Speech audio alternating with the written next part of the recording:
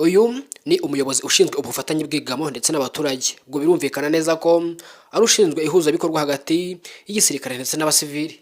Mu gihe bimaze kugaragara nk'igikorwa ngarukamwaka kwibuka ku nshuro runaka buri mwaka.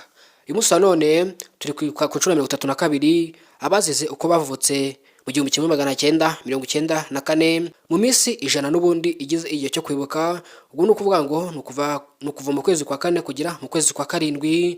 Uyu muyobozi yifatanyije n'abakinnyi b'ishyirahamwe ry'umukino wa golf mu Rwanda, aho n'ubundi bibukaga ababo bahoze bakina uyu mukino bazize jenoside yakorewe abatutsi mu 1994.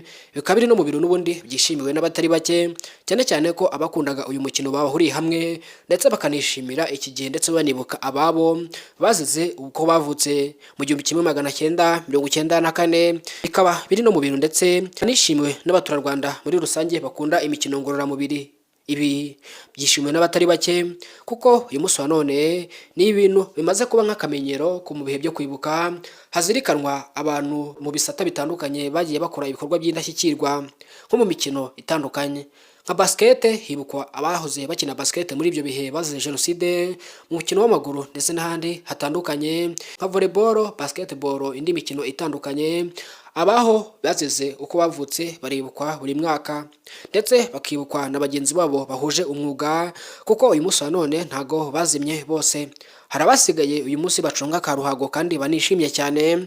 Bikaba biri no mu bintu n'ubundi bishimisha abatari bake, cyane yuko bibabaza ndetse bikanatera agahinda kubona umuryango w'abantu runaka cyangwa se agatsiko k'abantu runaka karazimye ku buryo udashobora no kubona ubari inkuru. Leta y'u Rwanda ihora ihanganye n'abagerageza kugoreka amateka ndetse n'abapfubya jenoside yakorewe abatutsi, gusa ifatanyije n'urubyiruko rwayo rwemeje gufata iya mbere ndetse no gukorera hamwe mu kurwanya ndetse no gukumira ingengabitekerezo ya jenoside ndetse n'ibindi bijyana nayo byose. Nshuti bakunzi, mudasiba gukurikirana amakuru y'ibiganiro byacu.